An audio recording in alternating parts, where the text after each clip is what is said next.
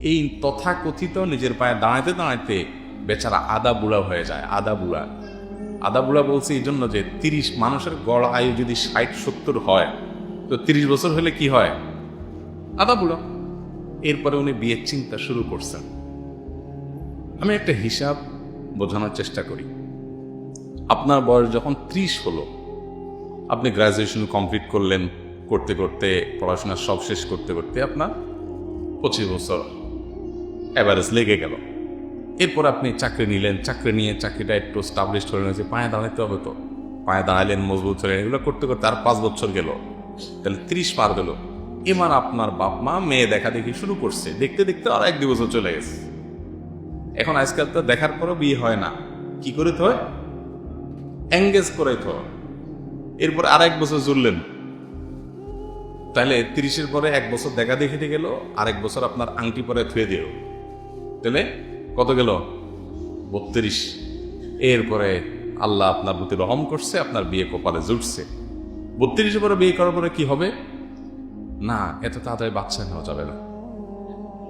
হ্যাঁ, বাচ্চাকে তাড়াতাড়ি নেওয়া যাবে না। আরে একটু সময় নিতে হয়, এত তাড়াতাড়ি বাচ্চা নিয়ে লাইফটাকে এনজয় করা যায় না। দিলেন গ্যাপ 2 বছর, 3 বছর, 3 বছর পর আল্লাহ একটা বাচ্চা দিল, ততক্ষণ বয়স হলো 35। এই বাচ্চা আবার গ্রাজুয়েশন কমপ্লিট করতে তার কত বছর সময় লাগবে? প্রায় 25, তাই না? আচ্ছা, তো এখন তার যদি 23 থেকে 25 বা যেটাই লাগে, মানে পড়াশোনা শেষ করতে লাগে যদি, তাহলে 35 আর 25 কত হলো? 60। এরপরে ছেলে চাকরি খুঁজবে, তাও চাকরি পাবে কিনা রেডি তো নাই, পেয়ে গেল টাইমলি মনে করেন, তাহলে 61 বছর বয়স আপনার যখন, তখন বাচ্চা মাত্র চাকরি শুরু করছে। আবার বাচ্চা তো বেশি নিবেন না, যেহেতু সুখী হইতে চান। ছোট সংসার, সুখী সংসার, জগতের সবচেয়ে বড় মিথ্যা কথাগুলোর একটা। ছোট সংসার, সুখী সংসার। আপনি খোঁজ নিয়ে দেখেন তো, বেশিরভাগ বড় সংসারগুলো যাদের 7টা 8টা বাচ্চা, 9টা 10টা বাচ্চা, এদের দেখেন, এদের সুখের শেষ নাই। কারণ বাচ্চা যখন 8টা 10টা হয়, ওই ধান সিটার মতো এমনি 2-4টা মানুষ হয়ে যায়।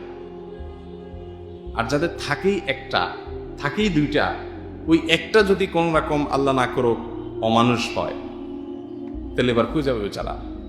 আসি তো 1টা বা 2টা। আর ওই যে আজকাল তো আবার কানাডা পড়াইতে হবে, আমেরিকা পাঠাইতে হবে, বিলেত পাঠাইতে হবে, আছে না? আসেই 1টা 2টা পাঠাই দিয়েছেন বিলেত, পড়াশোনা করে দেবেন, কেন ভাবসাব ধরতে হবে, তা আপনার আম সালা সব শেষ। লেট ম্যারেজ করার কারণে আপনার 60 বছর পর্যন্ত সংসারে ঘানি টানতে হবে, কারণ ছেলে তো তখনও কর্মক্ষম হয়নি, পড়ালেখা করতেছে, তখন আপনার বয়স গেছে কত? 60। বাংলাদেশের মানুষ 60 বছর বয়সে কি হয়? পরিণত বুড়ো। পরিণত বুড়ো একদম, মানে পরিপূর্ণ বুড়ো হওয়া পর্যন্ত আপনি সংসারে ঘানি টানতেছেন, তখন ছেলে ইনকাম শুরু। এরপরে ছেলে ইনকাম শুরু করার পর যদি ছেলে কোনো মেয়ের পালায় পড়ে তার হাত ধরে আবার না ভাগা দেয়, যদি ছেলে মানুষের জাত হয়, কুলাঙ্গার না হয়, যদি সে ঠিক মতো চাকরি পায়, বহু যদির পর আপনি একটু রেস্টের সুযোগ পাবেন, তাও 60 বছর ঘানি টানার পর। আর যদি আপনি 25-এর মধ্যে বিয়ে সেরে ফেলান, 22-23 এই বয়সে বিয়ে সেরে ফেলান, তাহলে আপনার বাচ্চা, আপনার 45 বয়স যখন, তখন দেখবেন বাচ্চা পড়াশোনার শেষ। মাশাআল্লাহ, আপনি এখনো শক্ত আছেন।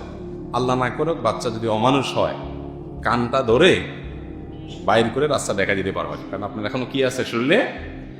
আর 60-এর পর যদি পোলা অমানুষও হয়, বলবা ঠিক আছে বাবা, তুমি যা বলো, কি আর করবো, আমি যাবো কই। লেট ম্যারেজের এবং আর্লি ম্যারেজের মধ্যে পার্থক্য হলো এরকম। লেট ম্যারেজ, আজকে আমাদের সমাজ উৎসাহ দেয় যাতে দেরিতে বিয়ে করে, আগে নিজের পায়ে দাঁড়াক, নিজের পায়ে দাঁড়াক। মানুষকে আরেকজনের পায়ে দাঁড়াক? সবাই নিজের পায়ে দাঁড়ানো। তো নিজের পায়ে দাঁড়ানো মানে কি? এটার মানেটা হলো, কারোর কাছে এটার মানে হলো ডাল ভাতের ব্যবস্থা করতে পারা, আর কারোর কাছে নিজের পায়ে দাঁড়ানোর মানে হলো বিশাল ব্যাংক ব্যালেন্স, গাড়ি বাড়ি, বড় একটা চেয়ার, একটা পদ, এই সব কিছু মিলে হলো কি